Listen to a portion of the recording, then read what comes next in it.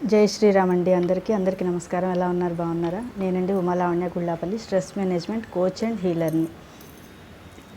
నేను లాస్ట్ వీడియోలో తీసిన దాన్ని బట్టి ఏంటి 2 వీడియోల్లో నేను దొంగతనాలు ఇలా మాట్లాడుతూ ఉన్నాను కదా, అది ఎందుకు అనేది చెప్పాలనుకుంటున్నాను ఈరోజు. అదేంటంటే గత 2 నెలలుగా నాకు యూట్యూబ్ ఛానల్కి సంబంధించిన దొంగతనాలు జరుగుతూ ఉన్నాయి.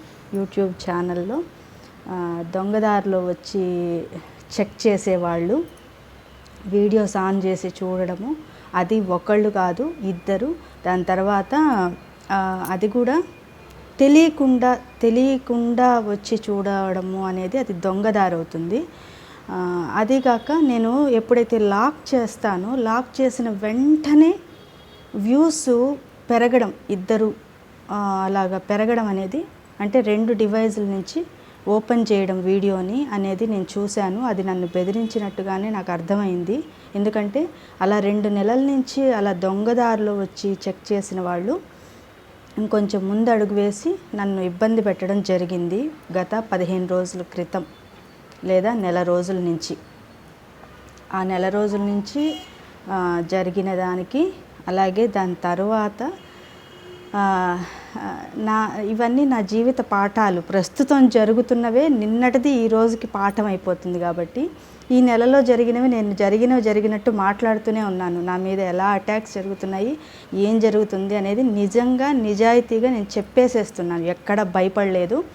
బాధపడవలసి వచ్చినా నేను డైరెక్ట్గానే ఇక్కడే, బాధ వచ్చినా, సంతోషం వచ్చినా, లేదంటే కోపం వచ్చినా అన్నీ బాగా క్లియర్గా కనిపిస్తున్నాయని మా క్లయింట్స్ చెప్పిన దాన్ని బట్టి నాకు అర్థమైంది.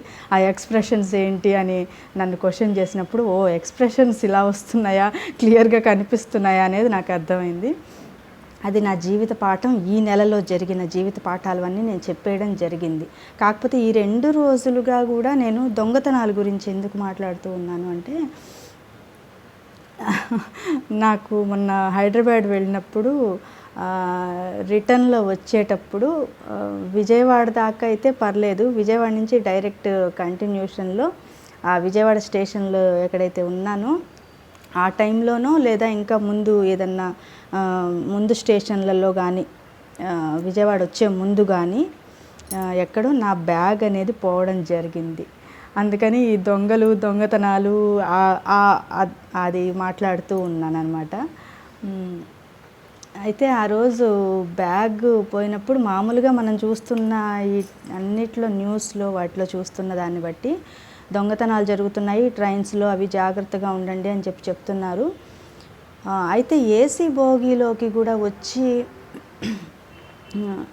డోర్ ఓపెన్ చేయగానే ఉండేది కాకుండా దాని తర్వాతదనమాట నా సీట్ ఉన్నది. మా వాళ్ళందరూ ఉన్నారు పాపం, వాళ్ళందరూ హెచ్చరిస్తూనే ఉన్నారు, జాగ్రత్తగా ఉంటారా, జాగ్రత్తగా ఉండగలరా, జాగ్రత్తగా వెళ్తారా అని. పాపము నాకు చాలామంది సపోర్ట్ చేశారు మొన్న మేమందరం కలిసి వెళ్ళిన ఒక ప్రోగ్రామ్కి. అయితే అక్కడ హ్యాండ్ బ్యాగ్ మాత్రం పోలేదు. హ్యాండ్ బ్యాగ్ పోయింటే ఇంకా గోవింద, డబ్బులు, ఫోన్లు, ఇంకా మొత్తం నా ఛానల్కి సంబంధించినవి ఇంకా అన్నీ. అదొకటి మంచి జరిగింది అని అనుకోవాలి. అమ్మవారికి థ్యాంక్స్ చెప్పుకోవాలి ఇలాంటి విషయంలో.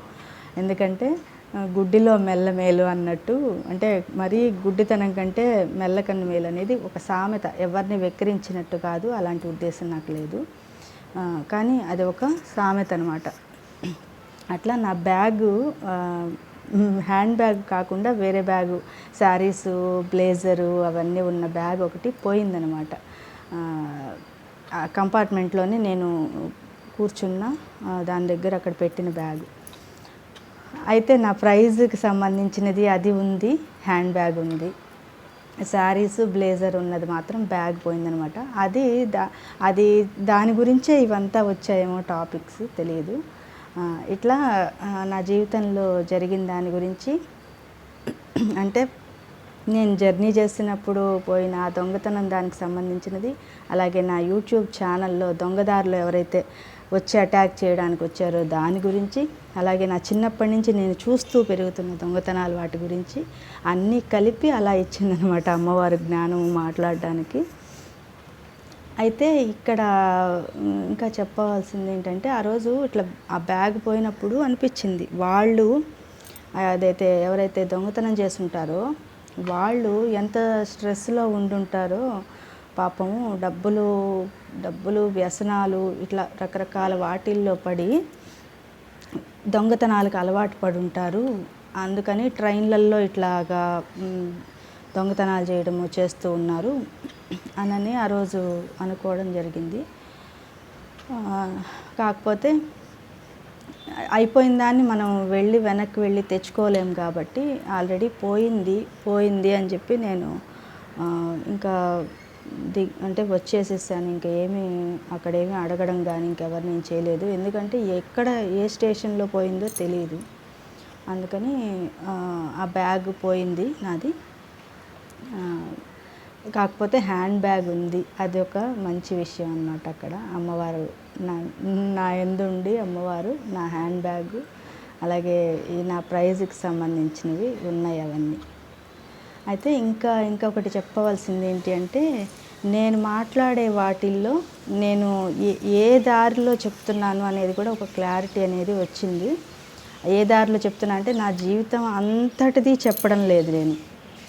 నేను ఏది స్టార్ట్ చేస్తున్నాను మాటికి నేను నా చిన్నప్పటి విషయానికి వెళ్తున్నాను. నా కెరియర్కి సంబంధించిన ఫెయిల్యూర్స్ గురించి మాట్లాడుతూ ఉన్నాను అన్నమాట. వాటిల్లో భాగంగా చిన్నప్పుడు నేను పెరిగిన వాతావరణం ఎట్లా ఉంది, మా అమ్మగారు నాన్నగారు ఏం నేర్పించారు, నేను ఎట్లా ప్రవర్తించాను, వాటి గురించి మాట్లాడుతున్నాను. ఇంకొకటి ఏంటంటే, నేను ఎక్కడ ఫెయిల్ అవుతున్నాను. 10 ఇయర్స్గా నేను ఫెయిల్ అవుతూ ఉన్నాను. నా కెరియర్లో ఫెయిల్ అవుతూ ఉన్నాను. ఎంత ప్రయత్నం చేసి, ఎంత కష్టపడి, ఎంత శ్రమ పడినా కూడా లాస్ట్లో నేను ఫెయిల్ అవ్వడం జరుగుతూ ఉంది అని చెప్తూ ఉన్నాను ప్రతి వీడియోలో. దానిలో భాగంగా ఏంటంటే, ఇప్పుడు నేను ఈ టాపిక్స్ మీదనే ఒక రెండిటి పైననే నేను మాట్లాడుతూ ఉన్నాను అనేది నాకు ఈరోజు తెలిసిన విషయము. ఇంకొకటి ఏంటంటే, నా చిన్నప్పటివి నేను ప్రవర్తించినది, నా చుట్టూ ఉన్న నా తల్లిదండ్రులు కావచ్చు, నా కుటుంబ సభ్యులు కావచ్చు, నా గురువులు కావచ్చు, నా హాబీస్ కావచ్చు, నా ప్యాషన్ కావచ్చు, ఇవన్నీ కలిపి చిన్నప్పుడు ఎలా ఉన్నాయి, దాని నుంచి నేను ఎలాగా సక్సెస్ అయ్యాను, ఇప్పుడు సక్సెస్ అయిపోయాను, అది ఎలాగ సక్సెస్ అయ్యాను, ఎన్నిసార్లు ఫెయిల్ అయ్యాను, ఎన్నిసార్లు మళ్ళీ వెనకబడిపోయి మళ్ళీ ఎలా ముందుకు వచ్చాను, ఇవన్నీ అయితే నేను చెప్తున్నాను. నా జీవిత పాఠాలుగా చెప్తున్నాను. అవి ఎవరికైనా ఉపయోగపడితే, అంటే జీవితంలో ఫెయిల్ అవుతున్నాము, సక్సెస్ అవ్వడం లేదు అని చాలామంది ఆగిపోతుంటారు అక్కడ. అంటే ఇంకా ఇన్నిసార్లు ఫెయిల్ అవుతున్నాము, ఇన్నిసార్లు ట్రై చేసాము, అయినా సక్సెస్ అవ్వడం లేదు అని చెప్పి జీవితాల్లో ఇంకా ప్రాక్టీస్ చేయడం ఆపేస్తారు. ఏ సాధననైనా ఏదైనా జీవితంలో సక్సెస్ అవ్వాలనుకున్నా వాళ్ళ ప్రొఫెషన్లో కావచ్చు, వాళ్ళ ప్యాషన్లో కావచ్చు, లేదా వాళ్ళ జాబ్స్లో కావచ్చు, వాళ్ళ చదువులో కావచ్చు, దేనిలో అయినా ఇప్పుడు ఎగ్జామ్సే తీసుకోండి, పిల్లల ఎగ్జామ్స్ అయినా, పెద్దవాళ్ళకి వచ్చే సమస్యలైనా, ఏదైనా ఆ సమస్య వచ్చినప్పుడు లేదా పిల్లలకి ఎగ్జామ్స్ వచ్చినప్పుడు వాటిల్లో కష్టపడి చదివి రాసిన తర్వాత ఫెయిల్ అవుతూ ఉంటారు కొన్ని ఎగ్జామ్స్లో.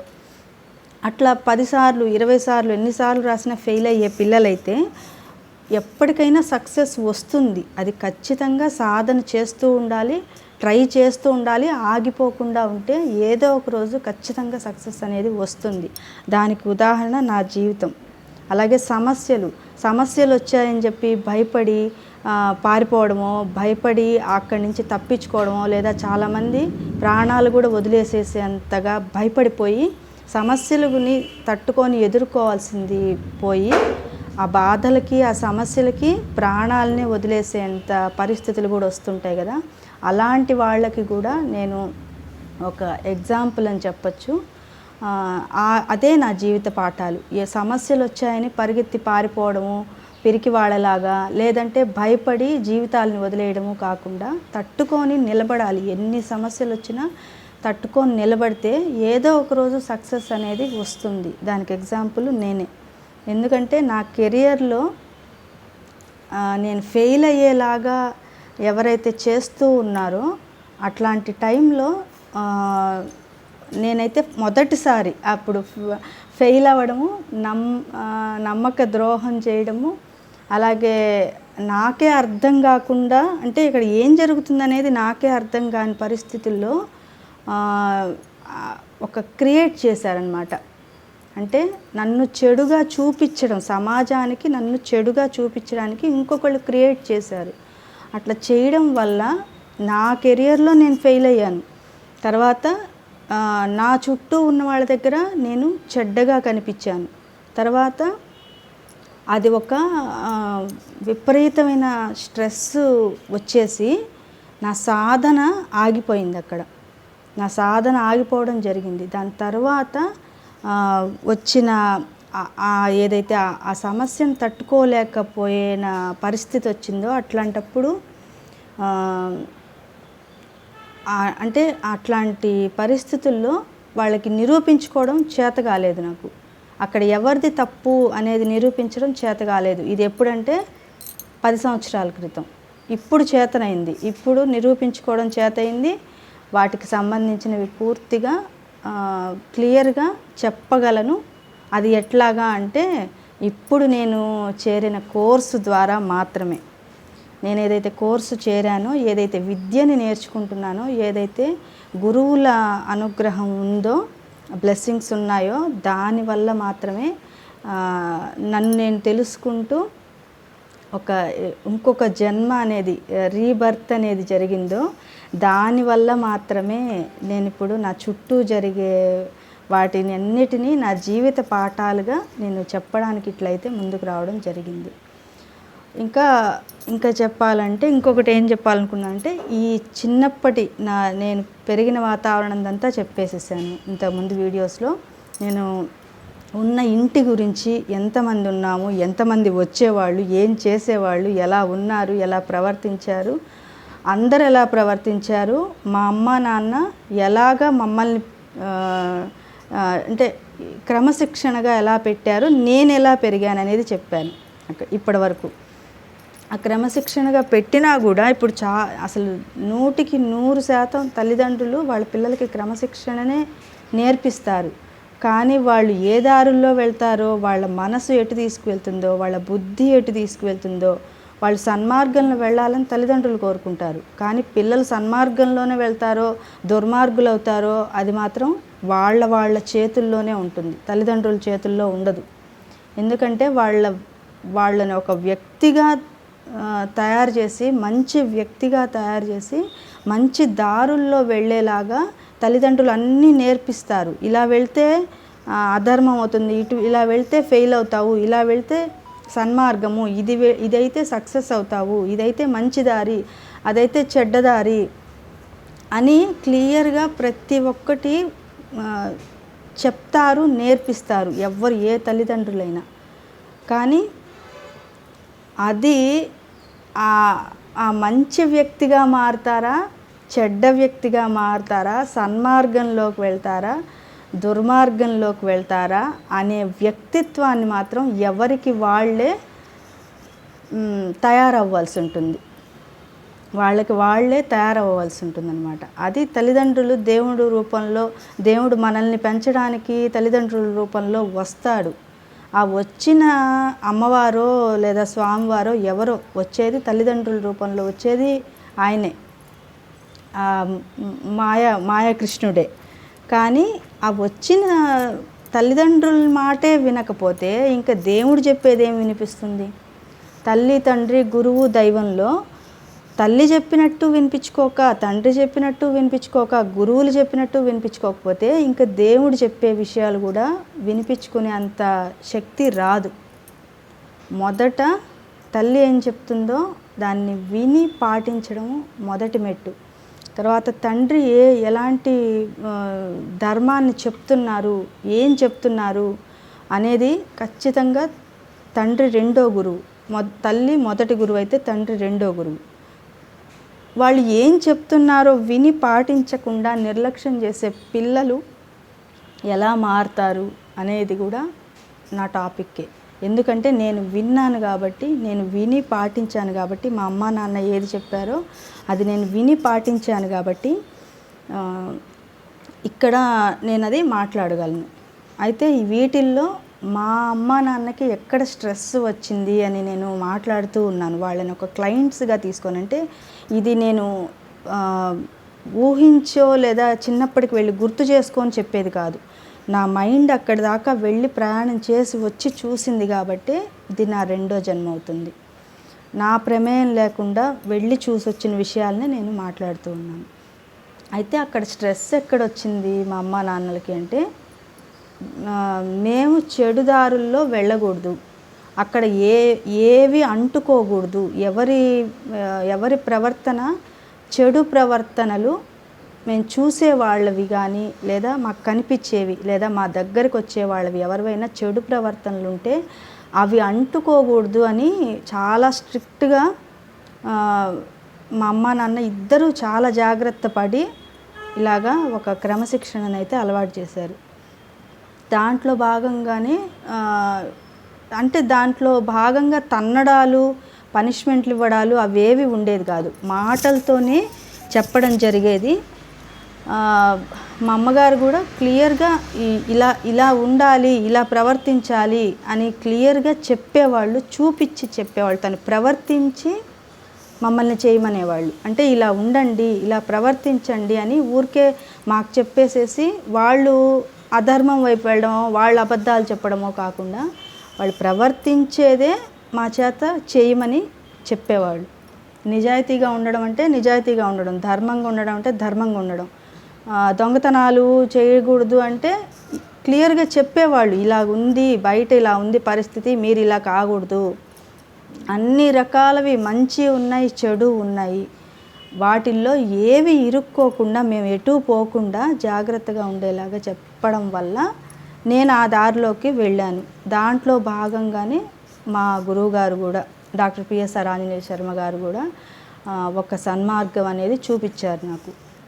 ఇక్కడ వాళ్ళ గురించి తెలుసుకోవడము, నేను మాట్లాడవలసిన విషయాలలో ముఖ్యమైనవి అంటే నా జీవితం మొత్తం తీసుకుంటే నా చిన్నప్పటిది, అలాగే నా కెరియర్కి సంబంధించి ఎట్లా సక్సెస్ వచ్చింది, ఎన్నిసార్లు ఫెయిల్ అయినా కూడా మళ్ళీ ప్రయత్నం చేస్తూనే ఉన్నాను. మళ్ళీ నా సమయాన్ని, నేను కష్టపడడాన్ని, నా డబ్బుల్ని, నా టైంని అన్నీ పెట్టి టైం వాడి శ్రమపడి నేర్చుకున్న విద్యల వల్ల సక్సెస్ ఎందుకు రాదు అని అదే పనిగా నా ప్రయత్నం అనేది ఎక్కడా మానుకోకపోవడం వల్ల ఈరోజు నాకు సక్సెస్ అనేది వచ్చింది.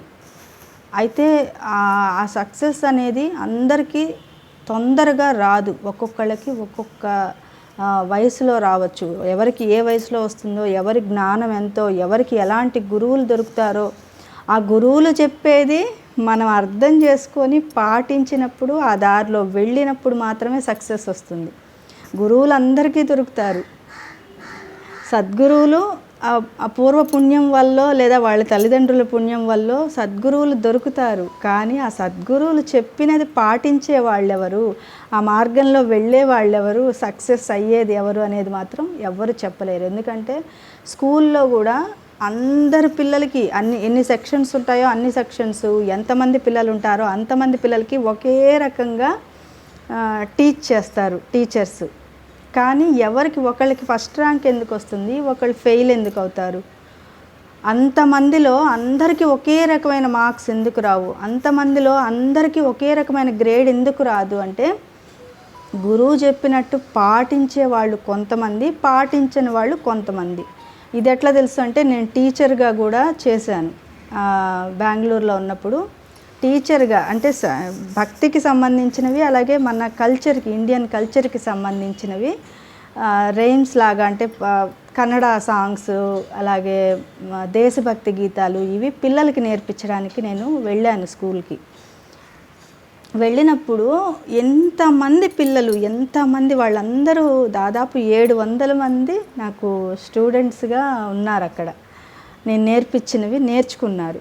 అప్పుడు కూడా నేను ఈ కోలాటం స్టిక్స్ పట్టుకొని వెళ్ళాను. కొంచెం ఆ పిల్లల్ని కంట్రోల్ చేయడం ఎలాగో తెలియక మొదట్లో ఏమో మామూలుగా పాడడము, వాళ్ళ చేత పాడించడము, అంటే చెప్పించడము.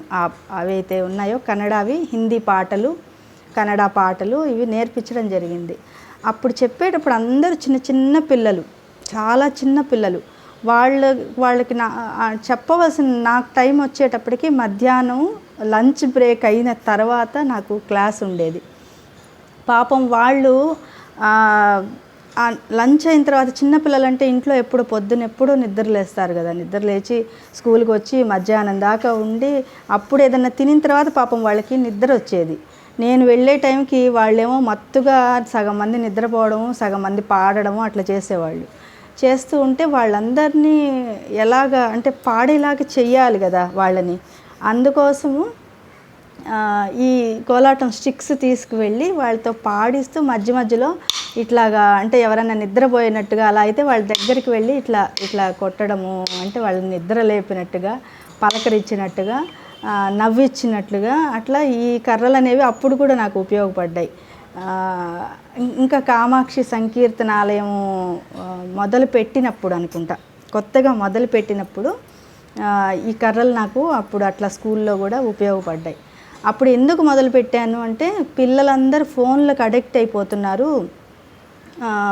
ఈ ఫోన్ల వల్ల పిల్లలు మానసికంగా అంటే పాడైపోతున్నారు. చదువు మీద కాకుండా తల్లిదండ్రులు చెప్పే మాటల మీద వినిపించుకోకుండా తయారవుతున్నారు అని అప్పుడే కామాక్షి సంకీర్తనాలయం పెట్టిన సంవత్సరం ఆ రోజు. అప్పుడు ఆ సంవత్సరము నేను కామాక్షి సంకీర్తనాలయం అయితే పెట్టాను. సంగీతం ద్వారా పిల్లల్ని సన్మార్గంలో పెట్టడం అక్కడ మెయిన్ ఉద్దేశం. సంగీతం ద్వారా సన్మార్గంలో పెట్టడము, ఈ చెడు వైపుకు వెళ్లకుండా మన ఇండియన్ కల్చర్ ద్వారానే వాళ్ళని ఒక సరైన దారిలో పెట్టాలి అనేది మా కామాక్షి సంకీర్తనాలయం యొక్క ముఖ్య ఉద్దేశం. అక్కడ పిల్లలు కానీ ఆడవాళ్ళు కానీ వీళ్ళని సన్మార్గంలో పెట్టాలనేది ముఖ్య ఉద్దేశం. అట్లా పిల్లలు నా దగ్గరికి వచ్చి చేరరు కదా, సంకీర్తనలు నేర్చుకోవడానికి అందరూ వచ్చి నేర్చుకోలేరు కదా, అందరికీ సంగీతం అంటే ఇంట్రెస్ట్ ఉండాలి కదా. అలాగే అందరూ శాస్త్రీయ సంగీతానికే రాలేరు కదా. అలాగే ఏదైతే వాగ్గేయకారుల కీర్తనలే నేర్చుకోవడానికి రాలేరు కదా. అందుకని నేను అక్కడ స్కూల్కి వెళ్ళి ఇట్లా నేను చెప్పాలనుకుంటున్నాను, పిల్లలందరూ పాడైపోకుండా ఉండడానికి క్లాసెస్ చెప్పాలనుకుంటున్నాను అని అంటే వాళ్ళు ఛాన్స్ ఇచ్చారనమాట మాకు అక్కడ స్కూల్లో. అయితే ఈ భక్తి కీర్తనలనే కాకుండా ఇండియన్ కల్చర్కి సంబంధించినవి, దేశభక్తి గీతాలు, అలాగే సన్మార్గంలో పెట్టే విద్యలు లాంటికి సంబంధించిన సాంగ్స్ నేర్పించమని చెప్పడం వల్ల అక్కడికి వెళ్ళి నేర్పించాను నేను. రోజు అంటే వారంలో 2-3 క్లాసులు ఉండేవి అనుకుంటాను. వారంలో 2 క్లాసులు 3 క్లాసులు ఉండేవి. అవి దాని వరకు నేను మా పిల్లలకి ఇబ్బంది లేకుండా వాళ్ళు స్కూల్కి వెళ్ళిన టైంలో ఆ టైంకి వెళ్ళి ఒక గంట 2 గంటలో ఎంతో చెప్పేసి వచ్చేసేసేదాన్ని. ఆ వచ్చేటప్పుడు 700 మంది పిల్లల దాకా నేను పాడించడం జరిగింది. అప్పుడు అసలు కామాక్షి సంకీర్తనాలయం పెట్టి ఎవరు చేరతారు, ఎవరు నా దగ్గరికి వచ్చి నేర్చుకుంటారు సాంగ్స్ అంటే ఒక మంచి ఆలోచన అయితే ఉంది. కానీ ఎవరు వచ్చి చేరుతారు? మన ఇంటికి వచ్చి మన అడ్రస్ ఏంటి, మనం ఎవరు, ఎక్కడి నుంచి వచ్చాము, మేము చూస్తే ఎప్పుడు 1 సంవత్సరం తర్వాత ఏ ఊర్లో ఉంటామో, ఎక్కడ అడ్రస్ మారుతుందో తెలియదు. అట్లాంటప్పుడు ఆఫ్లైన్లో పెట్టాను ఫస్ట్. ఆ కామాక్షి సంకీర్తనాలయం అనేది ఆఫ్లైన్లో పెట్టాను.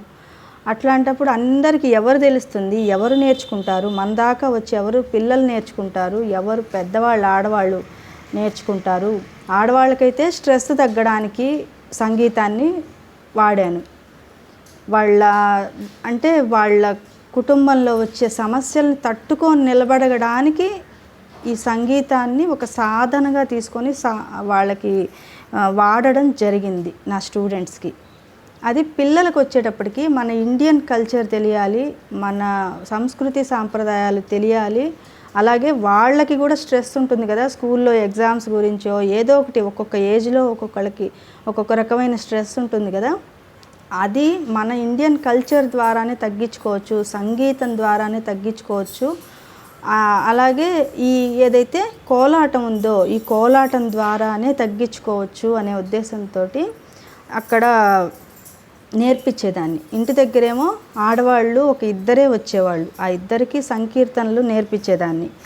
పిల్లలు ఇద్దరే వచ్చేవాళ్ళు. ఆ ఇద్దరికి మన ఇండియన్ కల్చర్కి సంబంధించినవి పండుగల గురించి, మన మన దేశం యొక్క గొప్పతనం గురించి, పండుగల గురించి మాట్లాడడం, చెప్పడం చేసి దాని తర్వాత వాళ్ళ చేత ఓంకారం మెడిటేషన్ చేయించేదాన్ని.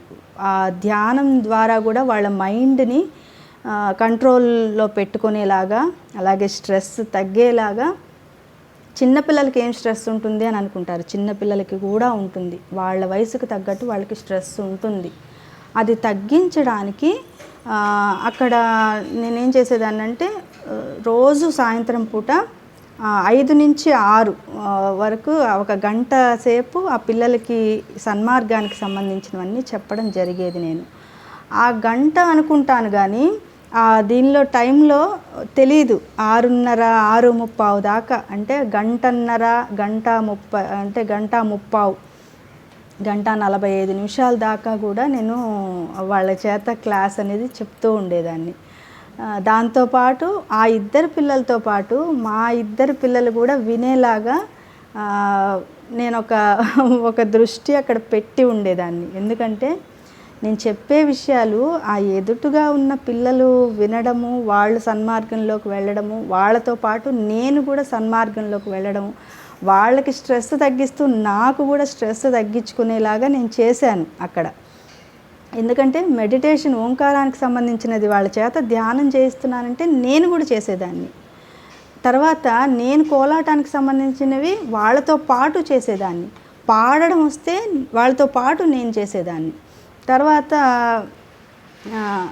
ఇలాగ అన్నీ మాట్లాడితే నాతో పాటు ఆ పిల్లలతో పాటు మా పిల్లలు వినేలాగా, మా పిల్లలు కూడా సన్మార్గంలోకి వెళ్ళేలాగా నా మాటలు వాళ్ళు ఏ రూమ్లో కూర్చున్నా వినిపిస్తాయి కదా, అలా కూడా వాళ్ళ దాకా కూడా వెళ్ళేలాగా నేను అక్కడ ఉన్నది. నా దగ్గరికి వచ్చింది 2 పిల్లలే, కానీ మా 2 పిల్లలు కూడా కలిస్తే 4 పిల్లలు నేను ఇచ్చే కోచింగ్ని విన్నారు అక్కడ. ఇది ఎప్పుడంటే 10 సంవత్సరాల క్రితం. అట్లా కామాక్షి సంకీర్తనాలయంలో నేను పిల్లలకి టీచ్ చేయడం, దేశభక్తి గీతాలు హిందీవి, కన్నడవి, మన సంస్కృతికి సంబంధించినవి ఇట్లా నేర్పించడం వల్ల ఏమైంది అనేది ఇంతకుముందు చెప్పానో చెప్పలేదో గుర్తులేదు, కానీ చెప్తాను ఇప్పుడు మళ్ళీ ఇంకొకసారి. ఆ పిల్లల్ని గుర్తు చేసుకోవాలనిపించింది నాకు. అట్లా ఆ పిల్లలకి వెళ్ళి చెప్పేదాన్ని. దీని ద్వారా వీళ్ళు స్ట్రెస్ తగ్గించుకోగలరు. పిల్లలు మానసికంగా ఫోన్లకు అడిక్ట్ అవ్వడము, తల్లిదండ్రులు చెప్పే మాట వినకపోవడము, గొడవ ఎక్కువ చేయడము, అదంతా ఎందుకు చేస్తారు? అదంతా వాళ్ళకున్న స్ట్రెస్. వాళ్ళకు ఉండే స్ట్రెస్ని చెప్పుకోవడం చేత కాదు పిల్లలకి. హోంవర్కులు చేయడానికి భయపడితే స్ట్రెస్ వచ్చేస్తుంది. వాళ్ళు ఏదన్నా టీచర్స్ ఏదన్నా అరిచి ఉండొచ్చు, దానికి బాధపడి ఉండొచ్చు, బాధ వస్తే స్ట్రెస్ వచ్చేస్తుంది. తల్లిదండ్రులు ఏదన్నా తన్నడమో తిట్టడమో చేసి ఉండొచ్చు, దానికి వాళ్ళ మనసు నొచ్చుకొని ఉండొచ్చు, దానికి స్ట్రెస్ వస్తుంది. లేదా వాళ్ళకి ఏదన్నా ఒంటి మీద దెబ్బలు తగిలి ఉండొచ్చు, అవి తట్టుకోలేకపోయి ఉండొచ్చు, దానికి భయపడి బాధపడి ఉండొచ్చు, దానికి స్ట్రెస్ వస్తుంది. హోంవర్కులు చేయలేకపోవచ్చు, దానికి స్ట్రెస్ వస్తుంది.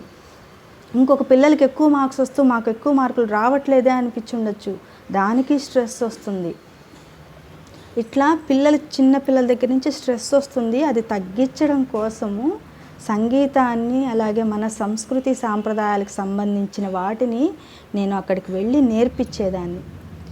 అలా చిన్న పిల్లలకి స్ట్రెస్ పుట్టిన పిల్లల దగ్గర నుంచి, అంటే ఊహ వచ్చిన పిల్లల దగ్గర నుంచి మనిషి ఈ మైండ్ పని చేయడం ఆగిపోయే వరకు స్ట్రెస్ వస్తూనే ఉంటుంది. ప్రతి ఒక్కళ్ళకి స్ట్రెస్ రాకుండా, ఒత్తిడి లేకుండా ఎవ్వరూ ఉండరు. ఆడవాళ్ళ, మగవాళ్ళ, చిన్నవాళ్ళ, పెద్దవాళ్ళ కాకుండా అందరికీ స్ట్రెస్ అనేది వస్తుంది. నేను మొదలుపెట్టినప్పుడు అట్లా చిన్న పిల్లలకేమో ఇలాగా నేర్పించడానికి వెళ్ళాను. కోలాటం కర్రలు కూడా తీసుకువెళ్ళాను. తర్వాత అక్కడ స్కూల్లో ఉన్న టీచర్స్కి నాకు అప్పుడు కోలాటంకి సంబంధించినవి ఒక ప్రోగ్రాం ఉంది, ఏదో స్కూల్ తరఫున వాళ్ళకి కోలాటం నేర్పించడానికి వెళ్ళాను. కానీ వాళ్ళు ఇంకా ఏదో నేర్చుకున్నారు, కానీ వాళ్ళు ఇంకేదో తర్వాత వేరే పర్ఫార్మెన్స్ ఏదో చేశారు, అంటే స్టేజ్ పైన వేరేదేదో చేశారు. కాకపోతే నేనైతే నేర్పించాను, ఆ టీచర్స్కి కూడా నేర్పించాను కోలాటము. నేను అక్కడ సంగీతానికి సంబంధించిన కృతులు నేర్చుకొని మా వీణ మేడం ఉన్నారు, అక్కడ బెంగళూరులో ఉన్నప్పుడు వీణ మేడం ఉన్నారు మా మేడం. ఆ మేడంని అడిగి నేను వీణ నేర్చుకుంటూ ఉన్నాను ఆ మేడం దగ్గర. అప్పుడు అక్కడ నేను మళ్ళీ ఇది కూడా అంటే పాడడానికి ప్రోగ్రామ్ చేయడం కోసము ఒక కృతిని దానికోసమే నేర్చుకొని అక్కడ నేను ప్రోగ్రామ్ చేశాను ఆ స్కూల్లో. చాలా సాటిస్ఫాక్షన్గా అనిపించింది నాకు అక్కడ అలా ప్రోగ్రామ్ చేయడం. వీడియోస్ అవి ఎటుపోయినాయో గుర్తులేదు, 10 ఏళ్ళు అయిపోయింది, అవి ఎక్కడో వెళ్ళిపోయాయి. నేను ఛానల్ పెట్టేటప్పటికి తర్వాత ఎప్పుడో నా ప్రోగ్రామ్స్ అన్నీ అయిపోయిన తర్వాత తిరుపతిలో కోలాటంవి లేదా ఇంకా అన్ని చోట్ల అన్ని ప్రోగ్రామ్స్ అయిపోయిన తర్వాత తీరిగ్గా ఛానల్ పెట్టాను నేను. నాకు అప్పటి వరకు తెలియదు, అందుకని ఏవి సేవ్ చేసుకోలేదు. ఏ ప్రోగ్రామ్వి కోలాటంవి అలాగే నా ప్రోగ్రామ్స్ వీణ ప్రోగ్రామ్వి అవన్నీ కూడా లేవు. అట్లా అయిందనమాట. అయితే అక్కడ పిల్లల దగ్గరికి వెళ్ళి చెప్పడం సాటిస్ఫాక్షన్ ఇచ్చింది. తర్వాత అక్కడ ఉన్న టీచర్స్కి నేర్పించడం జరిగింది. కోలాటం స్టెప్స్ ఇచ్చి జయ జనార్దన కృష్ణ రాధికాపతి అది నేర్పించడం జరిగింది. దాని తర్వాత మా వీణ మేడం కూడా ఒకసారి దసరాల్లో వాళ్ళ అమ్మవారి పూజ చేయడానికి అక్కడ వాళ్ళకి ఒక గ్రూప్కి నేర్పించడం జరిగింది నేను కోలాటమే అమ్మవారికి సంబంధించి. అప్పటి వరకు నేను తిరుపతిలో వెంకటేశ్వర స్వామివి చేసేదాన్ని. కానీ ఎప్పుడైతే కామాక్షి సంకీర్తనాలయం మొదలుపెట్టానో అసలు సమాజంలో సేవ చెయ్యాలి, నా వంతు కృషి నేను చెయ్యాలి అని మొదలుపెట్టానో ఎంతమంది ఆ సేవను అందుకోవడానికి వచ్చారో, ఆ సేవను అందుకోవడానికి వచ్చేలాగా చేసిన దేవుడెవరు? మంచి సదుద్దేశంతో మనం ఏదైనా చెయ్యాలి అనుకుంటే మనం ప్రయత్నం చేయాలి, సాధన చేయాలి, టైం ఇవ్వాలి, దాని వైపు వెతుకుతూ వెళ్తే మనకి సక్సెస్ అనేది వస్తుంది. అక్కడ మా వీణ మేడము అలాగే అక్కడున్న నాతో పాటు ఉన్న కొంతమంది స్టూడెంట్స్ అందరూ కలిసి కోలాటంవి అమ్మవారి సాంగ్స్కి నేర్చుకున్నారు నా దగ్గర. నేర్చుకొని తర్వాత వాళ్ళు దసరాలప్పుడు వాళ్ళ ప్లేసెస్లో అంటే వాళ్ళ ఇంటి దగ్గర చేసుకున్నారు. అదొక సాటిస్ఫాక్షన్ ఇచ్చింది.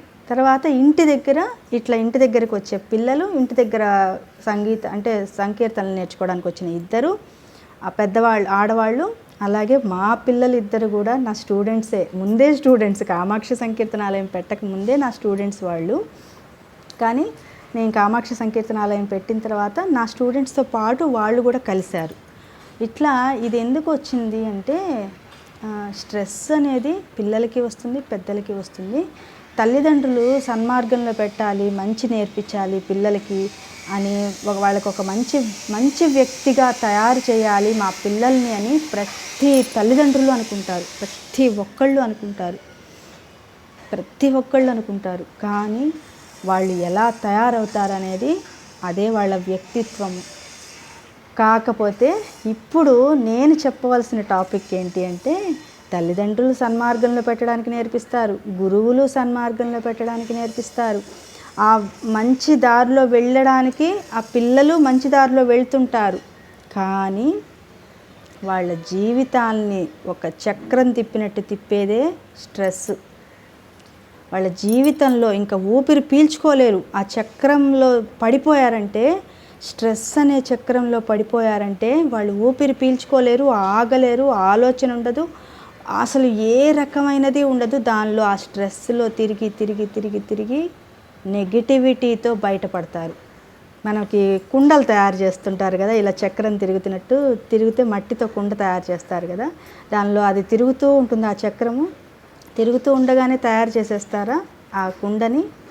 అలాగే స్ట్రెస్ కూడా ఎప్పుడు అంటుకుంటుందో మన తలలో, అది ఎప్పుడు స్ట్రెస్ వచ్చి చేరుతుందో దాన్ని వెంటనే బయటికి పంపించకపోతే అదేమవుతుందంటే గిరగిర ఒక చక్రం తిరిగినట్టు తిరిగి మన తలంతా తిప్పి స్ట్రెస్తో నిండిపోయి ఒత్తిడి ఎందుకు వస్తుందని తెలుసుకునే లోపలే అది పెరిగిపోతూ ఉంటుంది. ఈ ఒత్తిడి ఎందుకు వస్తుంది అని తెలుసుకోవాలి కదా, మనం తెలుసుకోలేము. మనకి ఒత్తిడి వచ్చిందన్న సంగతే మనకి తెలియదు, ఉమెన్కి తెలియదు, పిల్లలకి తెలియదు. స్ట్రెస్ వచ్చిన సంగతి ఎవ్వరికీ తెలియదు. అది వాళ్ళని ఒక ఆట ఆడిస్తుందన్న సంగతి తెలియదు. పిల్లలు గేమ్స్కి ఎందుకు అడిక్ట్ అయిపోతారు, ఫోన్కి ఎందుకు అడిక్ట్ అయిపోతారు, చెడుకు ఎందుకు అడిక్ట్ అయిపోతారు, వ్యసనాల్లాగా ఎందుకు అడిక్ట్ అయిపోతారు? ఎందుకు అంటే ఆ స్ట్రెస్ మొదలు స్టార్ట్ అవుతుంది. ఆ మొదలు స్టార్ట్ అయ్యి తిరిగి ఒక చక్రంలాగా ఆ మనిషిని తిప్పేస్తుంది స్ట్రెస్ అనేది. తిప్పి తిప్పి ఒకరోజు నెగిటివిటీతో నిండిన వ్యక్తిగా బయటపడేసేస్తుంది. ఒక విషపూరితమైన వ్యక్తిగా విసిరేస్తుంది. ఎట్లయితే ఆ కుండ బయటకు వస్తుందో, ఆ కుండ తయారైపోయి బయటకు వస్తుందో, ఆ నెగిటివిటీతోటి వ్యక్తి బయటపడతాడు. ఆ బయటపడ్డ వ్యక్తిని సన్మార్గంలో పెట్టడం చాలా చాలా కష్టం. ఇక్కడ ఈ తల్లిదండ్రులు పెంచిన పెంపకాల్లో తల్లిదండ్రులు మంచివాళ్లే, సన్మార్గం చెప్తారు, పిల్లలు మంచివాళ్లే, ఆడవాళ్ళు మంచివాళ్లే. కానీ వాళ్ళకు వచ్చే స్ట్రెస్సు మంచిది కాదు. పిల్లలకైనా సరే, ఆడవాళ్ళకైనా సరే, వ్యక్తులకి ఎవ్వరికైనా సరే పుట్టినప్పటి నుంచి, అంటే మనకు ఊహ వచ్చినప్పటి నుంచి మన ఊహ పోయే వరకు, అంటే కొంతమందికి మైండ్ ఆగిపోతుంది పనిచేయడం, కానీ శరీరం పనిచేస్తుంది. మైండ్ ఎప్పటి వరకు పనిచేస్తుందో, ఎప్పుడైతే ఊహ వస్తుందో అప్పటి నుంచి అప్పటిదాకా ఖచ్చితంగా స్ట్రెస్ అనేది ప్రతి ఒక్కళ్ళకి ఉంటుంది. దాని నుంచి మనము ప్రతిరోజు దాన్ని బయటికి పంపించేయాలి. ఏ రోజు వచ్చిన స్ట్రెస్ని ఆ రోజు బయటికి పంపించేయాలి. అదే మన ప్రయత్నం కావాలి. అప్పుడే మనం సన్మార్గంలో ఉండగలం, సద్విద్యలు నేర్చుకోగలం, మంచి వ్యక్తులుగా మనం బయటపడగలం. ఒక రోజుతో అయ్యేది కాదు ఇది. రోజు రోజు మనం సన్మార్గంలోకి వెళ్ళాలి. రోజు మనల్ని మనం నియంత్రించుకోవాలి. రోజు స్ట్రెస్ తగ్గించుకోవాలి. అలా చెయ్యకపోతే ఇందా చెప్పినట్టు ఆ స్ట్రెస్ అనేది మనల్ని ఒక తిప్పుతుంది. చక్రంలాగా తిప్పి ఫాస్ట్ స్లోగా స్ట్రెస్ మొదలైంది, కాస్త ఫాస్ట్గా తిప్పేసి ఆ స్ట్రెస్లో మునిగి తేలిపోతూ మనం ఏమవుతామంటే నెగిటివిటీతో బయటపడతాం. పూర్తిగా నెగిటివిటీతో నిండిపోయిన వ్యక్తిలాగా బయటపడిపోతాం. అది ఆ వ్యక్తికి కూడా తెలియదు. ఏదైతే చంద్రముఖి సినిమాలో లాగా ఆమె చిన్నప్పుడు చూసిన దానికి, ఆమె తలలో ఆగిపోయిన స్ట్రెస్కి, ఆ స్ట్రెస్ పెళ్ళైన తర్వాత ఎప్పుడో ఎలా బయటపడుతుందన్న దానికి, ఆమె ప్రవర్తన ఎలా మారుతుందన్న దానికి, అదంతా ఒకదానికి లింక్ ఉంటుంది. అదంతా స్ట్రెస్సే నెగిటివిటీగా మారిపోయి ఎలా బయటపడుతుంది, ఎట్లా తయారు చేస్తుంది, ఎంత క్రూరంగా తయారు చేస్తుంది అనేది సినిమాలోనే కాదు, నా జీవితంలో నేను చూశాను ఒకళ్ళ ద్వారా. నా జీవితంలో నేను చూశాను. నా క్లయింట్నే నేను చూశాను. తన గురించి కూడా చెప్తాను ఒక వీడియోలో. ఇప్పుడైతే నేను నా తల్లిదండ్రులు ఎలాగా నాకు పెంచారు, వాళ్ళు చెప్పినా నేను వినకుండా ఉండే అవకాశాలు 100% ఉన్నాయి అక్కడ. మా తల్లిదండ్రులు చెప్పింది విని పాటించినందుకు ఈరోజు సక్సెస్ అయ్యాను. కానీ నేను ఆ రోజు వినకుండా చెడుదారిలో వెళ్ళొచ్చు, చెడు మార్గంలో వెళ్ళొచ్చు, నెగిటివిటీతో నిండిపోయిన మనిషిగా అవ్వచ్చు. కానీ నేను అవ్వలేదు. అంటే నన్ను నేను జాగ్రత్తగా కంట్రోల్ చేసుకున్నాను. నా తల్లిదండ్రులు చెప్పింది నేను వినాలి, పాటించాలి అని నన్ను నేను నియంత్రించుకున్నాను. చెడు మార్గాల వైపు అట్రాక్ట్ అయిపోయి వెళ్ళిపోలేదు. నేను నా కంట్రోల్లో నేనున్నాను. నా మనసును నా కంట్రోల్లో పెట్టుకున్నాను నేను, అంతేగాని చెడు మార్గాల్లోకి వెళ్ళలేదు. ఇంకొకటి ఏంటి అంటే, నేను ఒక్కదాన్ని అయిపోయినా, నాతోటి ఎవరు లేకపోయినా, ఇంకొకళ్ళతో క్లోజ్ అవ్వడానికి కూడా ఒక వ్యక్తి నన్ను అలా కానివ్వలేదు. అంటే మామూలుగా కూడా ఎప్పుడన్నా కూడా కలిసి మాట్లాడడానికి కూడా ఒక వ్యక్తి ఒప్పుకోలేదనమాట. అది కూడా నేను తర్వాత చెప్తాను. అయితే ఇక్కడ ఇంకొకటి చెప్పవలసింది ఏంటంటే, ఆ చిన్న వయసులోనే చెడు మార్గాలన్నీ నా కళ్ళెదుటుగానే కనిపిస్తున్నాయి. చెడు మార్గాల్లో వెళ్ళేవాళ్ళు నా చుట్టూనే ఉన్నారు. అయినా కానీ నేను అటు పోలేదు. ఇంకా చెప్పవలసిన విషయం ఏంటి అంటే, నాకు స్ట్రెస్ ఎక్కడెక్కడ వచ్చింది, దాన్ని నేను ఎలా తట్టుకున్నాను. మా అమ్మ వాళ్ళు భక్తితోటే నాకు స్ట్రెస్ని తగ్గించుకునేలాగా చెప్పారు. కానీ నా నియంత్రణను మాత్రం నేనే పెట్టుకున్నాను. నా మనసు చెడుదారుల్లోకి వెళ్లకుండా నన్ను నేను నియంత్రించుకున్నాను. అది పూర్వజన్మ సుకృతం అయి ఉండొచ్చు, అది అమ్మవారి ఆశీస్సులు అయి ఉండొచ్చు. నా అంతటా నేను కాదు. ఏవో ఉంటాయి కదా, పూర్వజన్మ కూడా వస్తాయి కదా, అదేదో కొంత ఉండుండొచ్చు. అందుకని అలా మనసుని నియంత్రణలో పెట్టుకున్నాను. తర్వాత హై స్కూల్లో ఉన్నప్పుడు, సిక్స్త్లో హై స్కూల్లో జాయిన్ అయినప్పుడు కొత్తగా ఉంది అసలు. ఆ స్కూల్లో గందరగోళము అట్లా ఉండేది. దాంట్లో కో ఎడ్యుకేషను, గర్ల్స్ బాయ్స్. మా నాన్నగారు గర్ల్స్ హై స్కూల్లో జాయిన్ చేస్తానంటే నేనే మా ఫ్రెండ్స్ అందరూ ఉంటారు అని చెప్పి ఇక్కడ చేరడం జరిగింది. దానివల్ల నాకు చాలా ప్రమాదం వచ్చింది. ఎవరైతే ఉంటారో అక్కడ ఉండే పిల్లలు ఎవరైతే ఉంటారో వాళ్ళ ద్వారా లవ్ జిహాద్ అనేది జరిగింది. ఇప్పుడు నేను ఆ పేరు వింటున్నా కానీ ఒకప్పుడే అది ఉందని నాకు తెలియదు నిజంగా. ఈ లవ్ జిహాద్లు అని చెప్పి ట్రాప్ చేయడానికి అలా ప్రయత్నించిన వ్యక్తి ఒకళ్ళు ఉన్నారు నా జీవితంలో. అలాగా ఎన్ని సంవత్సరాలు, దాదాపు 6 ఇయర్స్ దాకా అస్సలు స్ట్రెస్ తెచ్చేసేసారు ఆ వ్యక్తి. నాకు స్ట్రెస్ తెచ్చేసి ఒక టార్చర్ అన్నమాట. అయినా కూడా నేను చెడుదారిలోకి వెళ్ళలేదు. వెళ్ళుంటే ఎప్పుడో కొట్టుకుపోయి ఉండేదాన్ని, ఎటో కొట్టుకుపోయి ఉండేదాన్ని. నన్ను కూడా ఎటో పంపించేసేసి ఉండేవాళ్ళు, ఏ దుబాయ్లకో ఎటో పంపించేసి ఉండేవాళ్ళు. నేను నా కంట్రోల్లో నేను ఉన్నాను. 6 సంవత్సరాలు ఒక ప్రెషర్ పెట్టి ఒక స్ట్రెస్ తెచ్చినా కూడా ఒక వ్యక్తి, నేను అటు పోలేదు. నా నియంత్రణలో నేనున్నాను. నా తల్లిదండ్రులకు నేను చెడ్డ పేరు తేకూడదు, నా గురువులు చెప్పే సన్మార్గంలో నేనున్నాను కాబట్టి, నా తల్లిదండ్రులు చూపించిన భక్తి మార్గంలో నేనున్నాను కాబట్టి, శ్రవణం కీర్తనం చేస్తున్నాను కాబట్టి నా మనసును నా నియంత్రణలో పెట్టుకున్నాను. ఇక్కడ ఇంకొకటి కూడా చెప్పాలి. అప్పుడే అదే సమయంలో ఒక 6 సంవత్సరాలు ఈ వ్యక్తి అయితే ఇంకొక అంటే నేను 9th వచ్చినప్పటి నుంచి, నేను 9thలో ఉన్నప్పటి నుంచి కొన్నేళ్ళు, దాదాపు చాలా ఏళ్ళు ఒక వ్యక్తి మానసికంగా ప్రెషర్ పెట్టారు. ఒక పెళ్ళైన వ్యక్తి తనని పెళ్లి చేసుకోమని చెప్పి మానసికంగా ప్రెషర్ పెట్టేసేసారు. ఆ ప్రెషరు మామూలుగా లేదనమాట. స్ట్రెస్ తెచ్చారు. తెస్తే 9th నుంచి నా పెళ్ళయ్యే వరకు అనుకుంటా, నా పెళ్ళైపోయే వరకు అంటే దాదాపు 8 years ఏమో, 8 years అనుకుంటా. అవి కూడా 6 years, 9th class 6 years mental pressure పెట్టేసేసి స్ట్రెస్ తెచ్చేసేసిన వ్యక్తి, పెళ్ళైన వ్యక్తి పెళ్ళి చేసుకోమని ప్రెషర్ పెట్టేసేసారు. దాని నుంచి కూడా నేను తట్టుకొని నిలబడ్డాను.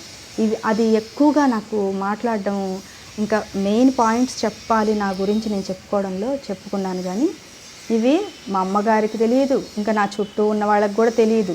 నా జీవిత పాఠాలుగా ఇది ఇంకొకళ్ళకి ఉపయోగపడుతుందని ఇక్కడ చెప్తున్నాను కానీ అవన్నీ చెప్తే ఆ రామాయణాలు పురాణాలు చెప్పాలంటే ఒక జీవితం సరిపోతుందా? కాకపోతే నాకు స్ట్రెస్ వచ్చినా నేను తట్టుకొని నిలబడ్డాను ఆ టైంలో అనేది చెప్పడం నా ఉద్దేశం. అలా స్ట్రెస్ పెట్టినా నేను చెడు మార్గాల్లోకి వెళ్ళలేదు. అందరికీ లబోదిబో అని చెప్పుకోలేదు. లేదా వాళ్ళు ఇప్పుడు లవ్ జిహాద్ అని చెప్పి ప్రెషర్ పెట్టిన వాళ్ళ దగ్గరికి వెళ్ళిపోలేదు. తల్లిదండ్రులకు చెడ్డ పేరు తీసుకురాలేదు. ఇవన్నీ నా కంట్రోల్, నా స్ట్రెస్ని నేను తగ్గించుకుంటూ నేను భక్తిపరమైన సన్మార్గంలో భారతీయ సంస్కృతి సాంప్రదాయాలకు సంబంధించిన దానిగా బ్రతికాను. నా తల్లిదండ్రులని, అలాగే అక్కడ నాకున్న మొదటి గురువు డాక్టర్ పిఎస్ఆర్ ఆంజనేయ శర్మ గారిని, వాళ్ళ ముగ్గురు చెప్పే మాటల్ని, వాళ్ళు చూపించిన దారి మాత్రమే చూసుకున్నా కానీ నేను ఇంకా ఎటూ పోలేదు, ఇంకా ఎటూ పోయే ప్రయత్నం చేయలేదు. నా మనసును నేను నియంత్రణలో పెట్టుకున్నాను. నా స్ట్రెస్ తగ్గడానికి నా భక్తే నాకు కారణం. భక్తితో బరువు తగ్గడం అనేది నేను అప్పటి నుంచే చేస్తున్నాను. చిన్నప్పుడు ఎప్పుడైతే మా అమ్మగారు నాన్నగారు వాళ్ళు నేర్పించారో శాస్త్రీయ సంగీతము వినడము, సంకీర్తనలు పాడడం మా నాన్నగారు, వినడం మా అమ్మగారు నేర్పించారో అది మొదలు. తర్వాత గురువుగారు సంకీర్తనలు పాడించడము, శాస్త్రీయ సంగీతం పాడించడము, ఎలా ప్రవర్తించాలో వాళ్ళు ముగ్గురు ప్రవర్తించి చూపించారు నాకు. అది నేను నాకు అదే దారిలో వెళ్తున్నాను. నేను రోడ్డు ఏం వేసుకోలేదు, నేనేం సన్మార్గం చూసుకోలేదు. నా తల్లి తండ్రి గురువు ఏ మార్గంలో వెళ్తున్నారో నేను అదే మార్గంలో వెళ్ళాను. నా స్ట్రెస్ని నేను భక్తితోనే తగ్గించుకున్నాను, భక్తితో బరువు తగ్గాను అనేది చెప్పడమే నా ఉద్దేశము. ఇదండి ఈరోజు వీడియో. శ్రీ గురుభ్యో నమః. నా జీవితంలో ఉన్న నా తల్లిదండ్రులకి, నా గురువులందరికీ నా ప్రణామాలు చెప్పుకుంటూ సర్వేజన సుఖినో భవంతు, లోకా సమస్త సుఖినో భవంతు. ఓం శాంతి శాంతి శాంతి. సర్వం శ్రీకృష్ణార్పణమస్తు. ధన్యవాదాలండి. జై శ్రీరామ్.